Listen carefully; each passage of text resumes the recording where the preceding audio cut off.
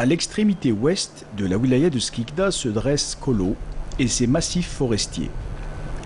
Cette presqu'île méridionale compte parmi les régions les plus boisées du littoral algérien.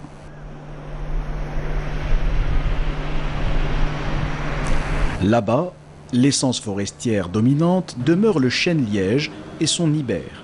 Il s'agit d'un produit naturel autour duquel gravite toute une industrie. Comment se profile le patrimoine forestier de ce grand massif de Kolo, soumis à de fortes pressions anthropiques et climatiques?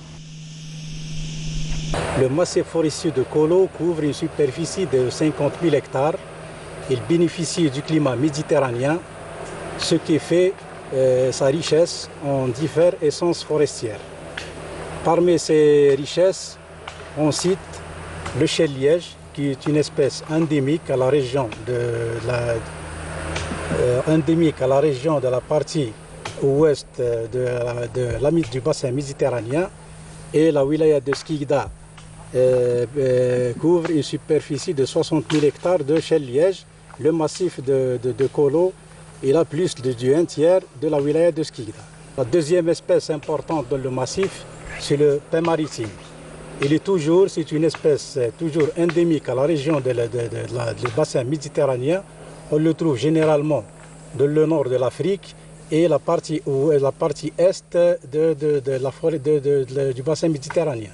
Cette espèce est une espèce très importante et rentre elle-même dans l'économie de la production du bois de la région. La troisième espèce, c'est le chêne-zin. C'est une espèce qu'on la trouve généralement dans les stations fraîches. Dans le massif de Kolo, on trouve approximativement dans les 3000 hectares de chêne-zin. L'espèce la plus importante et qui rentre vraiment dans l'économie du pays, c'est surtout le chêne-liège. Ce peuplement, il est aménagé dans le massif de Kolo, il est aménagé ce qu'on appelle les coupons réglés. Ça veut dire qu'elle est partagée en 10 coupons et chaque année, on fait la récolte dans un coupon, ce qui fait le tour d'une dizaine d'années. Ça veut dire la récolte du liège, on va tirer le liège femelle qui a 10 années d'âge. La récolte, comment qu'elle se fait? Généralement, elle commence le mois dans le printemps, le mois de mai jusqu'à le mois de juin. Mai jusqu'à mois de juin. La première récolte du liège, c'est la mise en valeur. Cette récolte, la première récolte va nous donner le liège mâle. Et après une dizaine d'années, cet arbre va nous donner du liège femelle, ce qu'on appelle aussi le liège de reproduction. Et l'arbre rentre dans la production normale du liège qui rentre toujours dans l'industrie, c'est le liège femelle, et c'est le liège de reproduction. Tout ce riche et varié patrimoine demeure donc vulnérable, où l'activité de l'homme reste la cause principale de sa dégradation. Concernant la vulnérabilité de la forêt de Kolo, et surtout, on a dit que c'est une forêt méditerranéenne, et il y a des scientifiques qui disent que l'incendie rentre dans l'évolution naturelle de la forêt méditerranéenne. On prend l'exemple du pin maritime. Le pin maritime, il se régénère facilement après incendie. Pour des raisons, parce que c'est une espèce qui aime la lumière, et après avoir dégagé le terrain par les incendies, la première installation, c'est l'installation du pin maritime. Et c'est pour ça qu'on trouve des fois des problèmes d'enrésinement où le pin maritime remplace le chêne-liège. Concernant la gravité ou la dégradation causée par les incendies, c'est vrai, le massif a été touché plusieurs fois par les incendies, mais notre constat actuel, il n'a pas vraiment causé une dégradation importante, sauf dans les zones où il y a aussi l'intervention de l'homme.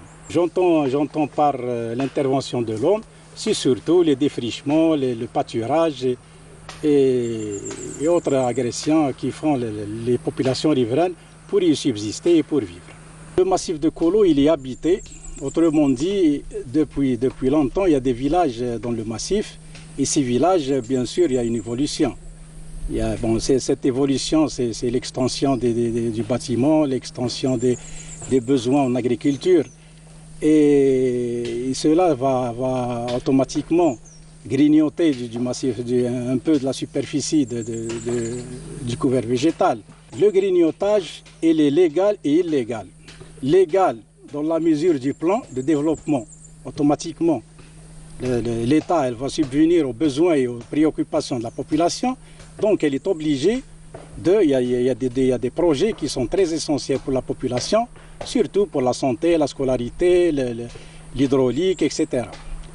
Le côté illégal, c'est vrai, peut-être vis-à-vis de la loi c'est illégal, mais vis-à-vis de la vie sociale, on peut dire peut-être que c'est légitime, mais ce n'est pas légal. Parce que s'il y a une population, il faut qu'elle vive. Donc il faut qu'elle pratique son agriculture, il faut qu'elle pratique son élevage. Et cela va nous pousser à faire des programmes normalement qui vont faire l'équilibre et la symbiose entre la population et ce massif. Généralement, c'est des défrichements tout autour des habitations, c'est des défrichements pour la subsistance des populations. Donc ici, dans le massif de Kolo, on n'enregistre pas les défrichements importants. Les riverains qui sont des habitants de la forêt, sont censés être des amis de la forêt. Au contraire, depuis déjà une dizaine d'années ou une vingtaine d'années, se sont arrangés, se sont préparés pour ne plus faire du bien à la forêt. Au contraire, ils sont là pour défricher tout ce qui est forêt et pour créer d'autres espaces et pour faire d'autres plantations.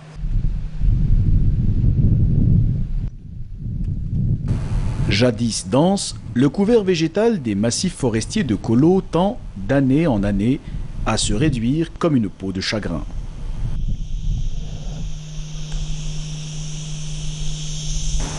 La régénération de certaines essences forestières est devenue problématique. On est aussi en présence de certaines suberaies vieillissantes où la régénération du chêne-liège est nulle.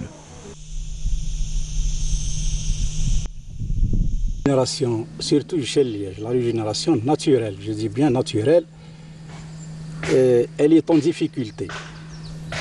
Elle est en difficulté dans tout le bassin méditerranéen. Parce que c'est une espèce qui a ses exigences en matière d'humidité, en matière de chaleur, de chaleur. Et en matière de... Bon, si on parle le sol il est toujours là. C'est le même sol. Donc, c'est vrai, avec il y a un réchauffement. Bon, les scientifiques disent qu'il y a un réchauffement de la Terre. Il y a une augmentation de la température de 1 ou 2 degrés durant ces dernières années. Et il y a aussi, avec la pollution de l'air, etc., il y a une diminution des précipitations pour des causes, moi personnellement, que je l'ignore, mais d'après les scientifiques, c'est toujours lié à la pollution et aux trous d'ozone. Et les constatations actuelles, on trouve que la régénération naturelle, elle est entravée. Automatiquement, je suis pessimiste d'un côté et optimiste avec le développement de la recherche scientifique. Et on peut arriver à remédier à ce problème. D'ailleurs, il y a eu des expériences à petite échelle, mais à grande échelle, pour l'instant, il y a des problèmes. Les programmes tracés par l'administration des forêts, ils sont issus de la base. Et les actions proposées par la base, ils rentrent beaucoup plus dans le cadre de la lutte contre les incendies de forêt. C'est surtout les pistes, les points d'eau, les TPF, etc. Donc, malgré ces investissements, on enregistre toujours, comme on a dit, des incendies. Les incendies ne sont pas causés par l'insuffisance des programmes, mais c'est beaucoup plus, comme on a dit, c'est la vulnérabilité de l'espèce qui est liée toujours à l'espèce méditerranéenne ou à la région méditerranéenne.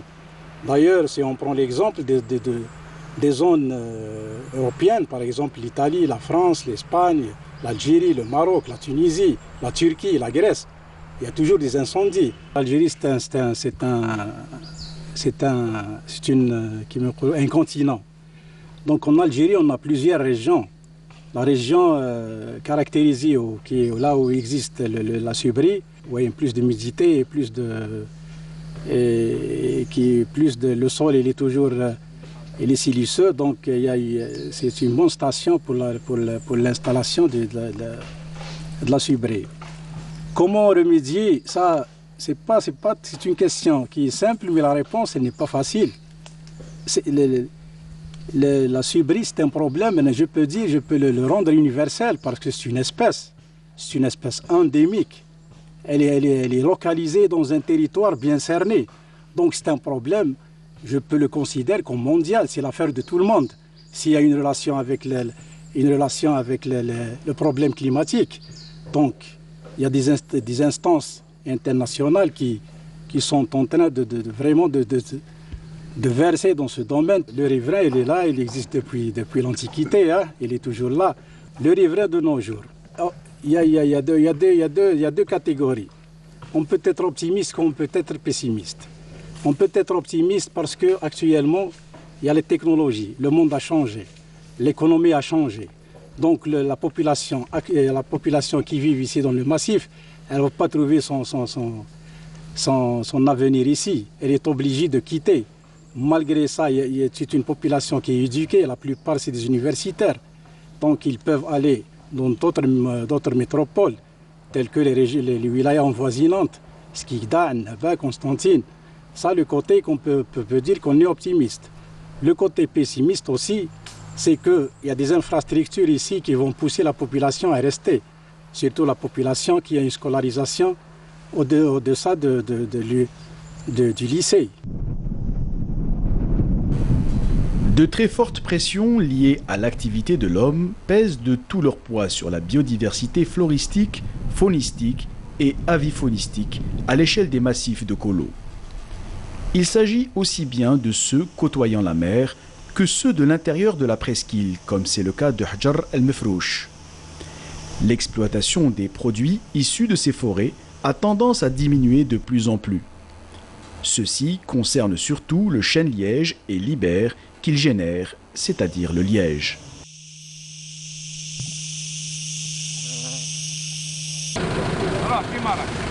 Les opérateurs économiques activant dans le secteur du liège nous édifient sur la portée de ce créneau, jadis des plus prospères.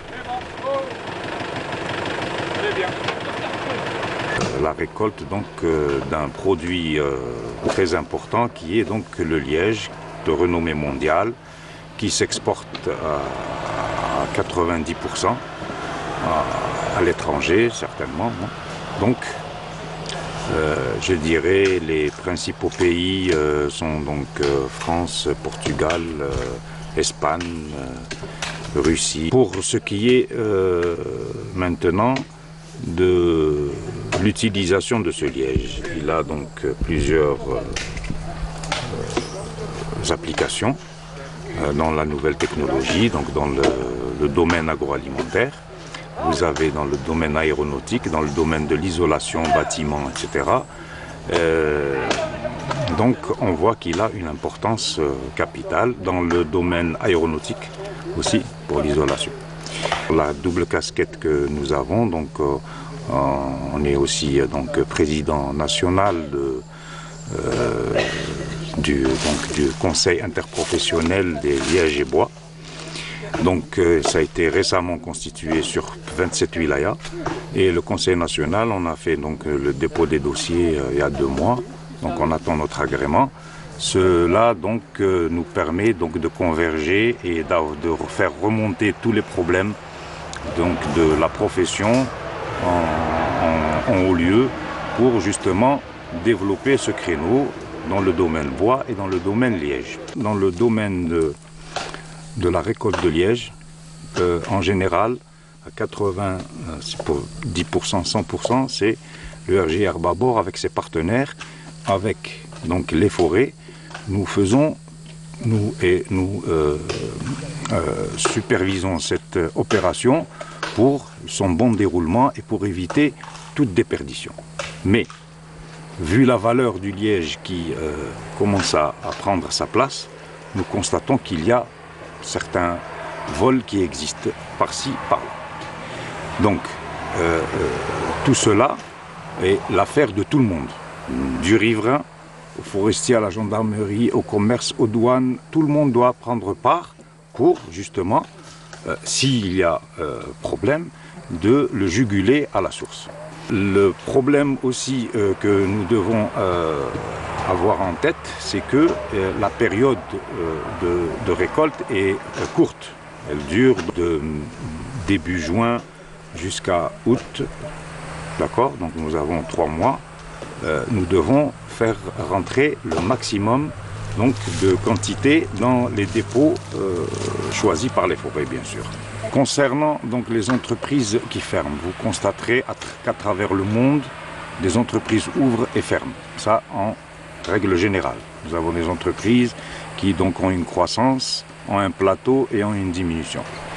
Dans la gestion, c'est au niveau de la diminution qu'on doit donc se réinventer, se restructurer pour redémarrer de plus belle. Sinon, on est voué à la fermeture ou à l'échec. Mais nous constatons sur les 3 dernières années que le nombre d'entreprises dans Liège, on constate qu'il y a une augmentation d'entreprises qui ouvrent dans le domaine Liège. Donc c'est intéressant. Il faudrait d'abord étudier où réside réellement le problème de cette entreprise. Est-ce qu'il est très délicat? Est-ce qu'il est superficiel? Est-ce qu'il est très profond? Et de la discussion, nous pouvons trouver une solution qui pourra éventuellement relancer cette entreprise avec ses travailleurs, etc. La production du liège à l'échelle des massifs forestiers de Kolo reste des plus fluctuantes. Chapeautés par la conservation des forêts, entrepreneurs privés et publics sont impliqués dans l'exploitation des divers produits forestiers des massifs de Kolo. Sur le terrain, toutes ces forces en présence posent la problématique d'un nouveau plan de gestion de ces forêts. En d'autres termes, comment rationaliser davantage la gestion dans l'exploitation de ces forêts pour de meilleurs rendements sans nuire à la bonne santé du couvert végétal. Je trouve qu'il est nécessaire de parler aujourd'hui de concession de forêt, de location de forêt, qui trouve une meilleure formule. C'est pas moi, je connais pas les techniques juridiques. Nous avons beaucoup de gens qui réfléchissent à toutes ces questions et qui sont capables de trouver la meilleure formule. C'est comment faire des locations de ces forêts-là pour les riverains qui habitent vers les forêts, pour les industries qui sont intéressées par les forêts aussi, pourquoi pas, avec des cahiers de charges bien spécifiques pour essayer de protéger la forêt. Pourquoi? Parce que la forêt algérienne, c'est la propriété de tous les Algériens.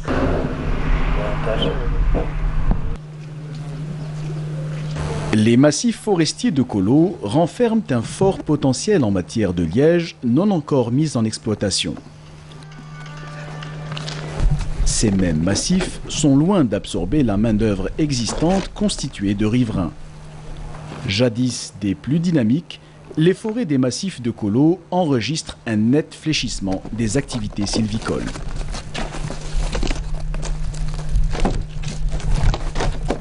بداية ممارسة النشاط في مقاولة الغابات في سنة 1989 ولا 88 بدأت في مقاولة أشغال الغابية وهي الأغلبية هو منتوج الفلين وكانت محافظة الغابات تعطينا المشروع من محافظة الغابات وبدأنا النشاط بنشاط كبير واستغلينا المنتوج الفلين بكثرة لأننا كان منتوج الفلين في البلاد هو منتوج كثير. في سنة 2004 تبدل قوانين محافظة الغابات.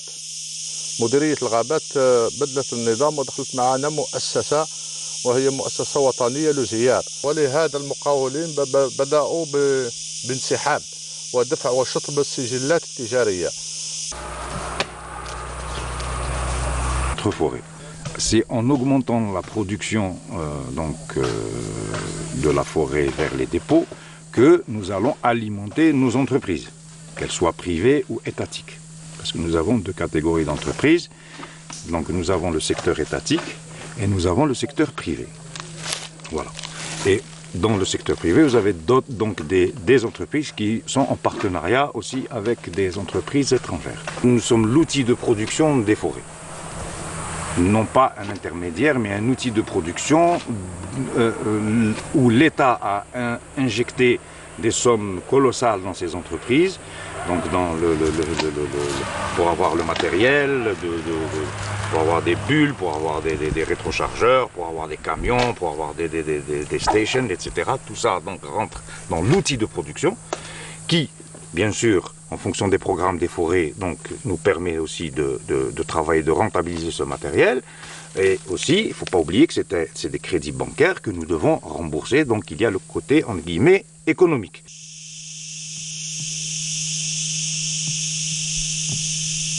Et revaloriser davantage le massif forestier de Kolo demeure un casse-tête pour les différents acteurs impliqués dans la gestion et l'exploitation des produits forestiers.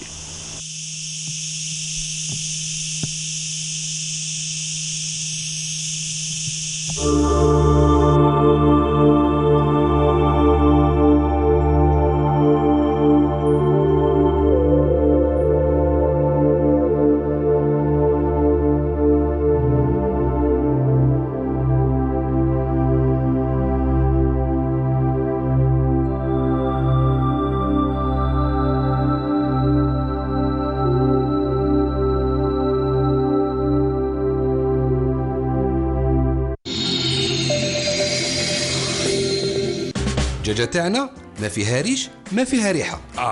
هذه هايلة، هذه أعطيها لي. السلام عليكم. وعليكم السلام. البارح يا وليدي الليل كامل وانا ندعي لك بالخير. أنا هاد الحاجة شفتيه في المنام. لا بالي جاج اليوم والفن نتعب بزاف. صح هذا غير دخلت لدار نطيب ساهل ماهل. اطلبوا دجاج اليوم نظيف ومنقي، لا ريحة لا ريش. دجاج اليوم جاهز مكمول، طيب وكول. سو فريش. هذه حكاية صاحبنا وصاحبنا يعطس.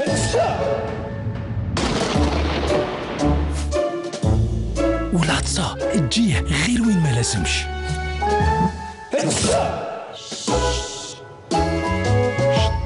مي في الصح المشكل الكبير راهو في المنديل.